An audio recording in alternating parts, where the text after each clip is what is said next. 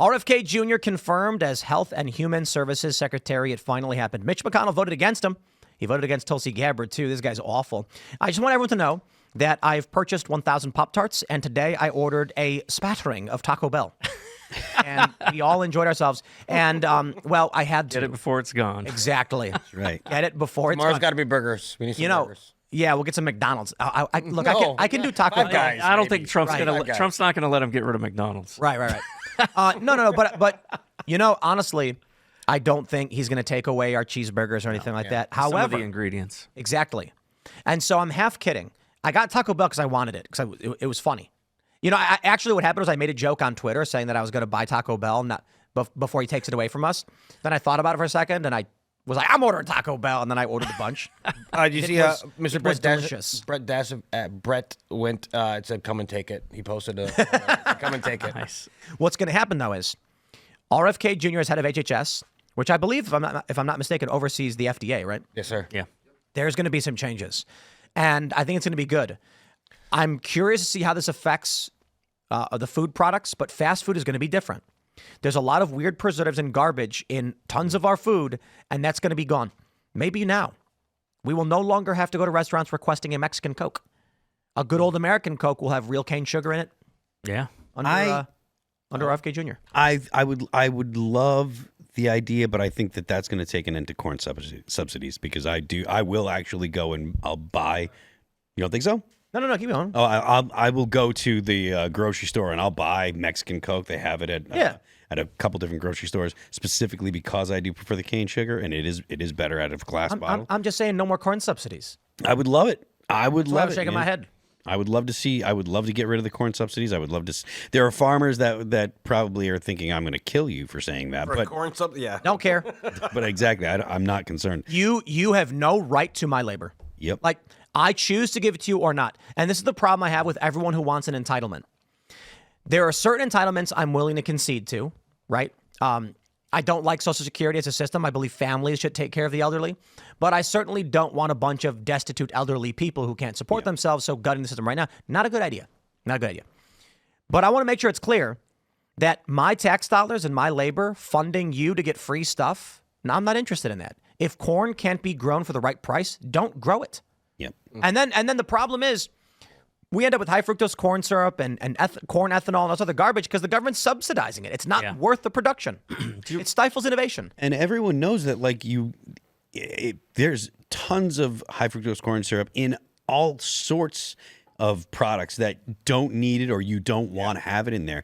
And there's the argument, look, don't go into the aisles, right? You do your grocery shopping in the produce department, do it in the meat department, and do it in the dairy department. But if you go into the aisles, then that's where you get into problems with the foods that you're eating. And I mean, that makes sense. There's some validity to it. But Well, the problem is that the people that are poor, Yeah. they often have to go into the aisles. Yep. And the one thing that is going to be interesting about this is that one of the reasons why some of those products in the aisles is so cheap is because of things like corn syrup and other things that they're not having to import from, Mexico or South America. They should not be eating some of that stuff. I agree. Well, and there's a secondary issue here too, and that is that most of these people, they end up, with health problems, and then the government ends up having to pay for all those health bills, and so it is in the government's best interest to produce, or to at least make sure that we're not producing foods that are creating things like diabetes and cancer. And, when Europe has got like half of the products that are in you've got the same product. I think like one of them I saw was like Lucky Charms. There's chemicals in our version here that is not in the European version. Yep. Why can't they just simply get rid of some of these things that are toxic chemicals? When we order flour and things like that. Yeah. I largely don't. I've actually, since I got the dental work, and the only thing I could eat was like squishy carbs. I have been eating a bit. But, Allison, when she orders, it's going to be organic imported from a foreign country because we don't trust that. It's not just the preservatives and stuff. Yeah. It's like the glyphosate. Glyphosate, pesticides and all that stuff. Even if it's GMOs. organic and locally. Yeah, and they don't even call it GMOs anymore. Now they're saying engineered foods. You've got, and I've seen this with myself. I have diabetes, and I've got to be very careful about what I eat. And I noticed that if I have a slice of bread that is just your regular, good old-fashioned American bread, spikes my blood sugar straight up. I think it's David's bread or Dave's Killer Bread, which is all organic. That ex-convict guy. I can eat plays that. guitar. I can eat that stuff. Doesn't spike my blood sugar at all. And it's probably like the whole grain. Because it is. Well, it's not just that, but it's also organic, and there's none of that glyphosate. It's not GMO. All of that stuff it makes a difference. Yeah. RFK Jr. is coming in. It would have been, I made the joke before the show, so I'm not going to deliver it as well. But I was just thinking how funny it would be if, like, as soon as he got sworn in, he was like, am I HHS secretary now? And they're like, yes, vaccines are banned. No more vaccines. No more. And then they're like, whoa, whoa, whoa, whoa, whoa. I'm wondering how far he's going to go with it, though. I mean, like, are we going to see dramatic heavy change, or is it going to be like a light touch where, like, Lucky Charms no longer has, yellow 5 in it? I would love Well, to I get think the tartrazine out research of is the where it's system. going to matter. Yeah. I mean, all this research that gets funded right now at NIH and CDC, it's all basically designed to get a particular result, right? That pushes the narrative that they want. So if he just tackles that one issue and we actually start getting legit information, we actually start seeing what is actually happening. Is there a correlation between autism and some of these childhood vaccines? Then he won't have to do anything. The people will demand it. Yeah. Yeah. Get to the source. Well, I mean, look, I think overall the addition of RFK to the HHS is going to be a good thing, and I think it's in multiple aspects. I've talked a lot about the fact that the refugee resettlement program, which is under HHS, and they use that to shuffle immigrant asylum seekers, they call them, but essentially anyone that comes to the U.S. illegally, and then they tell the people that are picking up. They'll come to the U.S. illegally, then they'll look for Border Patrol, and they'll say, "I'm seeking asylum," which is illegal in the first place. If you want to if you want to legitimately come to the U.S. as an asylum seeker, you have to go to a port of entry. You can't just come across and then tell the Border Patrol, "Oh, I'm seeking asylum." But that in and of itself is a different situation. The fact that they're using HHS and American tax money to shuffle illegal immigrants around in order to change the makeup of the states that they're sending them to. That's right. So that way they can change the even if election outcome. Yeah, even if they don't vote, and this is an important factor, even if they don't vote, it still affects apportionment. Yep, 100%. Because of the way that, and that's something that I do think needs to change, is the way that they are counting people for the sake of the census. And for the number of representatives that each of these states have, if they change that, I think California would lose like 8 seats. Oh, right. And and by the way, West Virginia would gain a seat. Hey. So I did the math on this because basically everything gets reapportioned, and so there's several. I think there's 14 states that would gain a seat, and you have New York. I think it was New York, Texas, Florida, California would lose some seats, but mostly California and New York. Yeah, the estimates for California are wild. Some say it could be as low as 1 or high as 13. Yeah, that 7 is based off of the numbers that I think it was 7 or 8 that was based off the numbers of what they know in terms of Trump's got to do it. Yeah, absolutely. Well, by any means that he can, constitutionally, legally, he should be saying we're going to do the census question.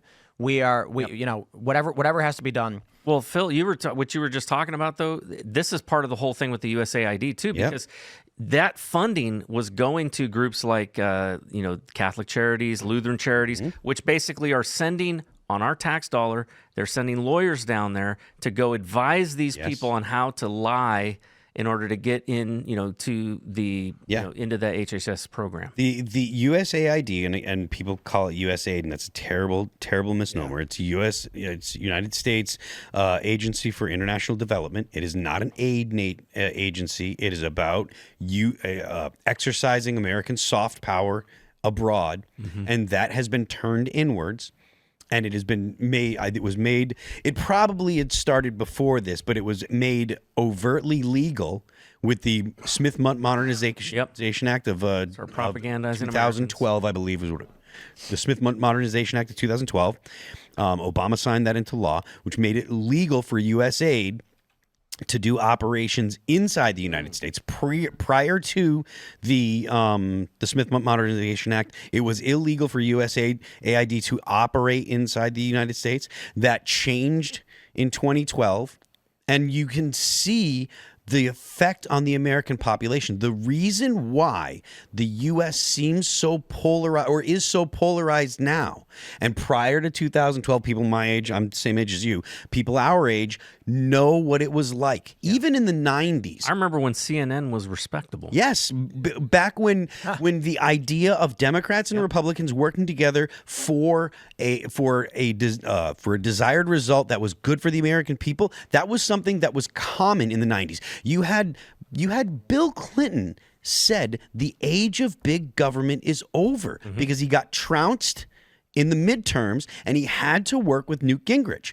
Now, you can say if you like, you can say, well, we didn't like these policies, we did like these policies. That's neither here nor there. The point is, Bill Clinton and the Clinton administration took that message that was sent to his administration by the trouncing that they got in the midterms, and he changed the policies that he was going to do. You don't see that anymore. No, the Democrats are not learning from their mistakes. Not at all. And that's because they had a stranglehold on USAID and the bureaucracy. USAID had turned all of the things that worked so well to fight communism internationally at the after World War II and through the whole 60s. It was all turned against the left. All of these agencies, they were used against the left. They worked phenomenally.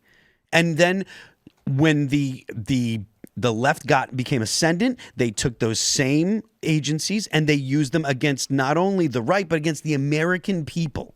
Thanks for checking out this clip from Timcast IRL. Make sure to watch the show live Monday through Friday at 8 p.m. Subscribe to this channel, and we will see you all there.